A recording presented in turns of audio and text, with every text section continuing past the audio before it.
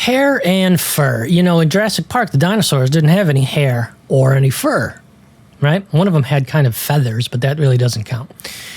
Because hair and fur wasn't ready yet, technologically speaking. Okay. Realistic hair and fur has always been notoriously difficult and labor intensive.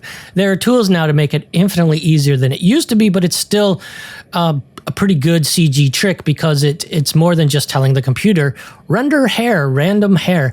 Where would Sully be here in Monsters, Inc. if his hair was just sticking up all over the place randomly wherever the computer wanted it? Someone's got to go in and tell the computer how the actual combing or the groom of the hair actually is, as well as all the different sizes and lengths and courses and clumping and all kinds of stuff.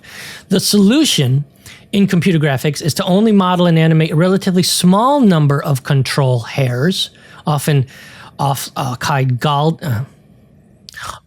called guide or key hairs, and the computer will interpolate the final hair strands from these control hairs. So what does that actually mean? Well, perhaps let's just take Sully's shoulder here.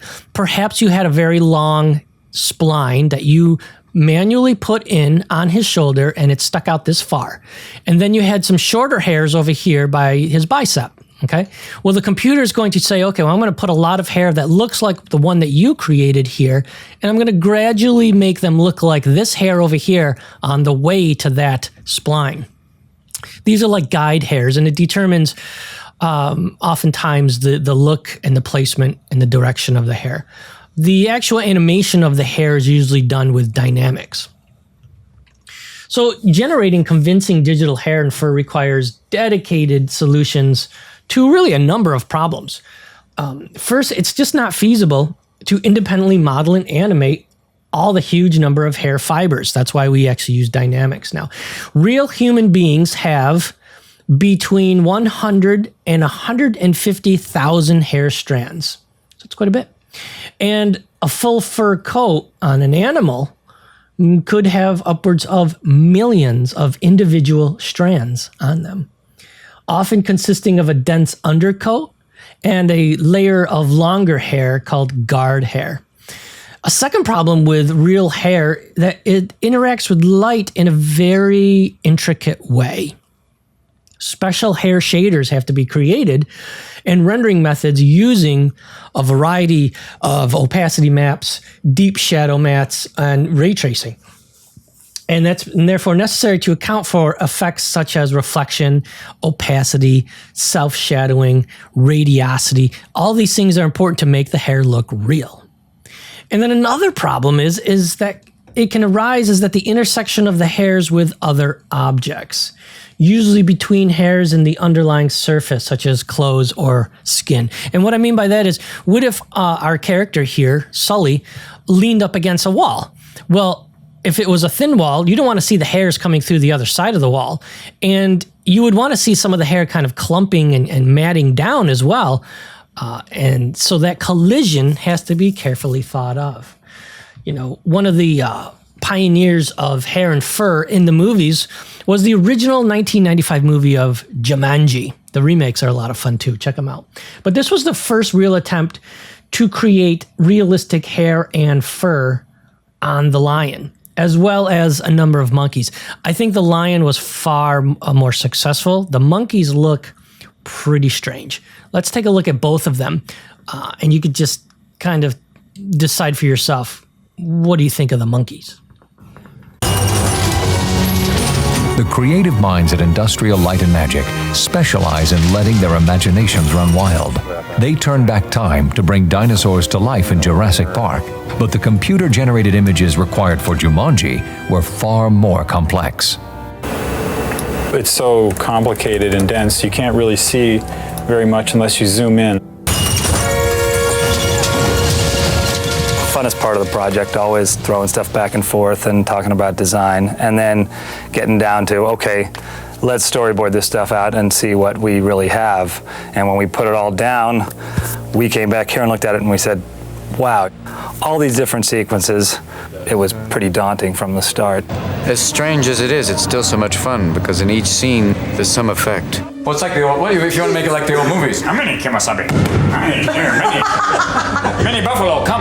When you read the story, you immediately realize there is a gigantic and awesome production challenge in this film, which is you have to create a stampede inside a house.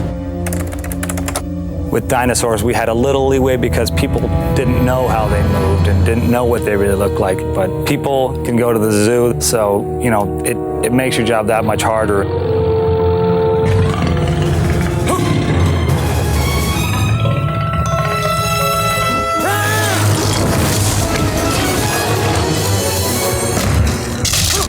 Run, you fools! There's a full animal stampede. It was an open call that day, so we had elephants, rhinos, zebras, a couple of wombats. Warthogs were late. They had a 5 o'clock call, but they came at 6. Ladies and gentlemen, Africa on Ice is proud to present. Look, it's Banzai Africa. You know, it's always when you're doing those things where something could go wrong that you have to be careful.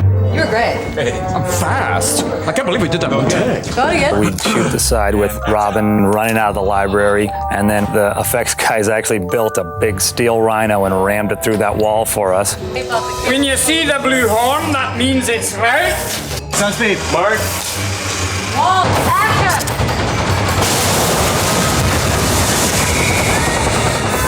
And that was the rhino's lasha. We take those 2 shots, and we end up compositing Robin in the shot and keep him right in there in the middle of the action.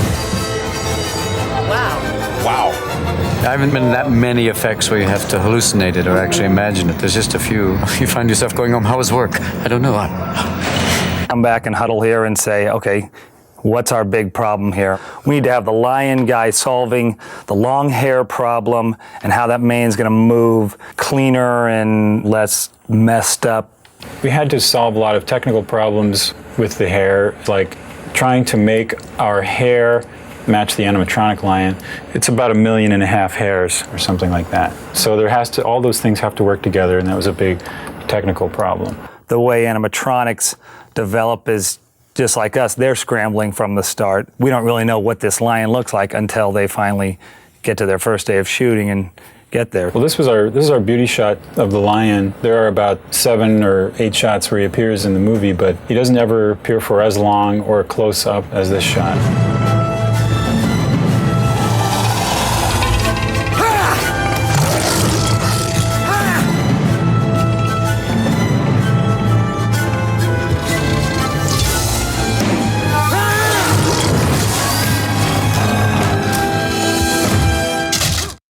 The monkeys were supposed to be fairly human-like, and then gradually through the course of development, the monkeys started getting more and more ape-like in some way. We took reference trips down to the San Francisco Zoo to look at the look and the fur and the motion of a whole bunch of different species of monkeys, and then we finally ended up with something that's sort of unlike any monkey that actually exists anywhere in the known universe. So yeah, it was about a 3-month process to develop the look of the monkeys with a lot of incremental changes. And then we also had Jeff Campbell and his group doing modeling. You saw the models, the maquettes that were done by Richard Miller's group over in the model shop. He wants to try a little different ear position. I know we had it higher than this before. I think we're closing in on it overall. I just think maybe without the hair, we're getting the impression that he's a little bit, he's got the old alfalfa ears sticking out there. So if we can just crush them in a little bit. Concurrently with the modeling, we had another group of people doing the paint job. You view the model in 3D while you do your painting. The movements of the monkeys are pretty much done entirely by hand by the animators, and then from that they would work with sort of stick figures, or like the skeletons of the figures, and get them to move around. We had a bunch of software written up, most important of which was the fur rendering software, and that's the software that actually puts the individual hairs onto the monkey skin. The opening shot in the kitchen is where we sort of present the audience with so much eye candy that they can't possibly take it all in. The kitchen is obviously real. The monkeys are obviously not real, but the props and things that they're throwing around, some of them are real and some of them are computer generated. We'll take care of anything that the monkeys are interacting with for a long time we'll model in CG, but anything they knock off, we'll do some practical stunts there because it's always easier to get it in the camera if you can. It looks like a room with a whole bunch of things sort of floating in air. There's a few strings and poles and stuff, which we then have to erase with a digital paint system. And then, my goodness, what's going on here? Important to Joe to tie in Robin and the kids to what was going on. So we did most of those with splits where we'd shoot the side with Robin running back and forgetting the game, picking up the game board and running out of the library with nothing going on. And then we'd shoot the side of the wall actually blowing up where the effects guys actually built a big steel rhino and rammed it through that wall for us. And set. Ready? And action. You and Billy Jessup here, you swapped spit, didn't you? You didn't even kiss me. Oh, yeah, please. right. Didn't even. We were sitting like this far apart. You're the one who's immature. Oh, Sarah, you are not the sharpest tool in the shed. Yeah, Really? I get my point across, don't I? You feel that? What? Listen.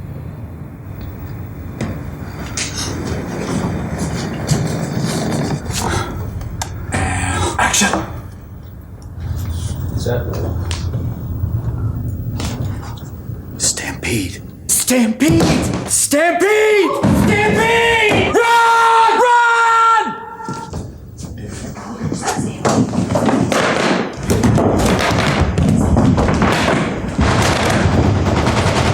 Escape!